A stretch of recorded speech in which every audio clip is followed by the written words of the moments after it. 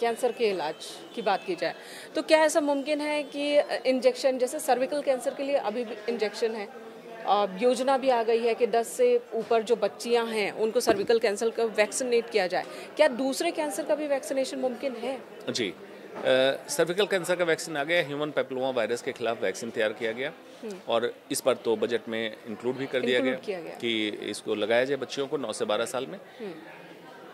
दूसरा है hepatitis B, एक जॉन्डिस का प्रकार है जिससे लिवर कैंसर होता है बाद में। तो हेपेटाइटिस बी का वैक्सीन अवेलेबल है जिसको अगर लगाएंगे तो हेपेटाइटिस बी नहीं होगा, कैंसर से बचेंगे। ये तो 2 एस्टेब्लिश वैक्सीन है। दूसरे वैक्सीन पर रिसर्च चल रहा है जिसमें प्रोस्टेट कैंसर है, मेलानोमा है।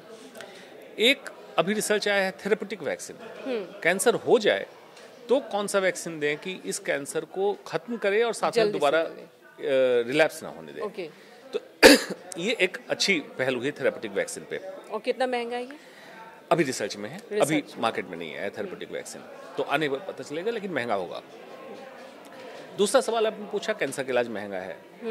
महंगी की बात तब आती है कि सरकारी संस्थानों में इलाज क्यों नहीं है।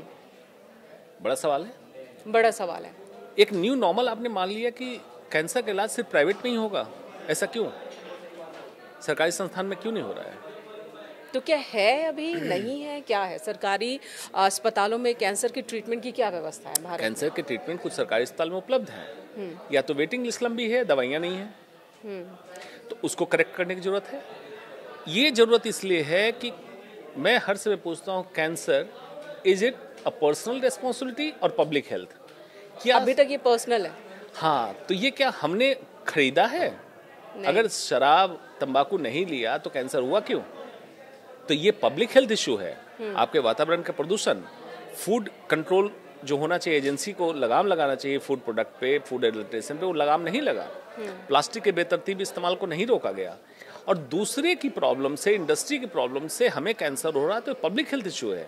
तो ये कब तक होगा भारत में कि इसे पब्लिक इशू माना जाएगा? जब तक पॉलिटिशियन नहीं सुधरेंगे और हेल्थ स्वास्थ्य प्राथमिकता नहीं होगी तब तक नहीं होगा। यानी कि आप कह रहे जो मैनिफेस्टो होती है राजनीतिक दलों की, उस मैनिफेस्टो का हिस्सा कैंसर को बनाना चाहिए।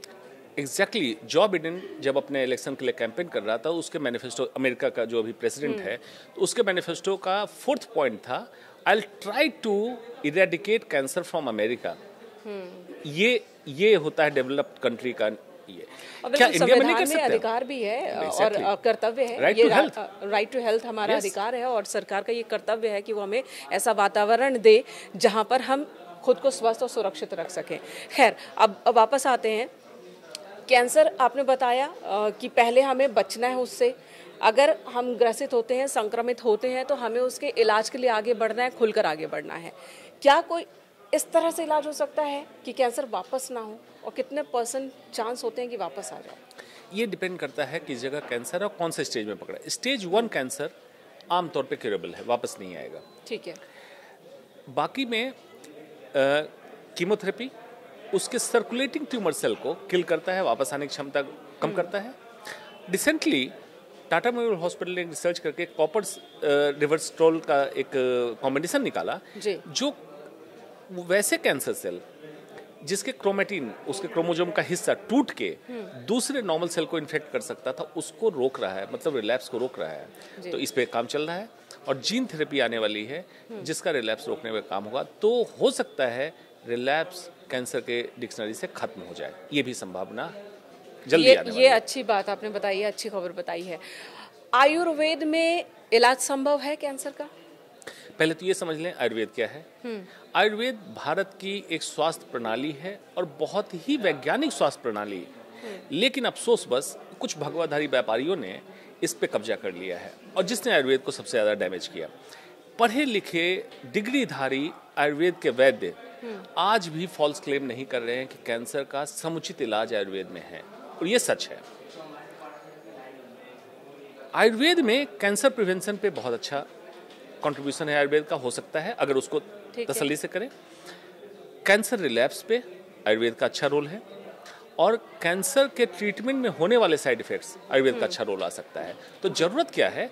होलिस्टिक अप्रोच की, होलिस्टिक हेल्थ केयर अप्रोच की। मॉडर्न मेडिसिन का डॉक्टर आयुर्वेद के क्वालिफाइड डिग्रीधारी वैद्य के साथ मिले, और कैंसर मरीज का डे 1 से साथ साथ इलाज करे। कैंसर का आउटकम बदल जाएगा। आज के सैलोज में मॉडर्न मेडिसिन के हॉस्पिटल में मॉडर्न मेडिसिन का डॉक्टर इलाज किया, बेचारा मरीज इस डर से कि कहीं और कुछ रास्ता मिल जाए भटकता रहता है और किसी व्यापार के चक्कर में पड़ जाता। ये आयुर्वेद नहीं है, इससे इलाज नहीं हो सकता है। आखिर मैं आपसे चाहूंगी कि आखिर में आप जो आम पब्लिक हैं, जो खुद को स्वस्थ मान रहे हैं, मेरे और हमारे बहुत सारे दर्शकों के जरिए की तरह ही, वो क्या करें सुबह से शाम तक कि कैंसर से वो दूर रहें?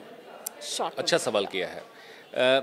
सबसे पहले मैं कहूँगा कि हेल्थ केयर जो बोलते हैं हॉस्पिटल को, उसका नाम सिक केयर कर देना चाहिए, क्योंकि वहाँ पे वेलनेस सेंटर नहीं है। हेल्थ मतलब स्वास्थ्य और स्वास्थ्य का केयर, तो स्वस्थ व्यक्ति के स्वास्थ्य का केयर ही करना चाहिए। आयुर्वेद में कहा गया है स्वस्थस्य स्वास्थ्य रक्षणम, स्वास्थ्य व्यक्ति की स्वास्थ्य की रक्षा करना ही हमारा धर्म है जी। तो ये होना चाहिए। और ministry of health and family welfare, स्वास्थ्य एवं परिवार कल्याण मंत्रालय का नाम ministry of disease and illness program रख देना चाहिए, क्योंकि वहाँ भी वेलनेस प्रोग्राम की कोई जगह नहीं प्रिवेंशन पे। तो स्वस्थ व्यक्ति के लिए मैं कहता हूँ सुबह उठें, टूथपेस्ट ब्रश का इस्तेमाल बंद कर दें, उसमें भी ट्रैक्लोसोन और सोडियम लॉरियल सल्फेट है जो कैंसर का कारक है। नीम बबूल का दातुन ले, जो मैं करता हूँ वही बताऊँगा जी, और ये आपके लिए स्वास्थ्यवर्धक है। शैम्पू का इस्तेमाल बंद कर दें। रिसेंटली आप लोगों ने भी प्रोग्राम किया था, शैम्पू से, हेयर स्ट्रेटनर से कैंसर हो रहा है, बंद कर दें। आंवला, रीठा, सीकाकाई रात में फुला लें, भिगो लें, उसके पानी से बाल धोएं, बाल बहुत चमकीले साफ रहेंगे। दूसरा, प्लास्टिक के बर्तन में खाना बंद कर दें, प्लास्टिक की पानी की बोतलें हटा दें। ऑफिस में भी आपका प्लास्टिक रैप जो गर्म खाना आता है उसको बंद कर दें, अपनी प्लेट दें, आपके प्लेट में खाना आ जाए। घर से एक प्लेट, एक चम्मच, एक छोटी पीतल के ग्लास को लेके चलें, ये चेंज कर ले लाइफ में। सही समय पे खाना खाएं, सही समय पे सोएं। सोने का बार बार मैं कह रहा हूँ, सर्कैडियन रिदम एबनॉर्मल होगा, आप बीमार होंगे। और दूसरी बात, बाहर के केमिकल का जितना कम इस्तेमाल हो सके, चाहे एक्सटर्नल लाइक कॉस्मेटिक बहुत बड़ा कारण है कैंसर का बना हुआ है, कॉस्मेटिक या जो भी केमिकल आप इस्तेमाल करें उसका इस्तेमाल कम करें। Start loving yourself. मिनिमलिज्म, ज़रूरतें अपनी कम कर दें, दूसरों से मोहब्बत की उम्मीद ना करें, ज़रूरतें अपनी कम करें, तब आपके ऊपर केमिकल का लोड कम होगा। और वेस्ट लाइन को, कमर की लाइन को चेस्ट लाइन से छोटा कर दें। ओबेसिटी कम, breast cancer, prostate cancer, endometrial cancer, colon cancer खत्म। ये 5-6 टिप्स आप कर लें। बाकी टिप्स पॉडकास्ट में कमेंट कीजिएगा, अगली बार बताऊंगा।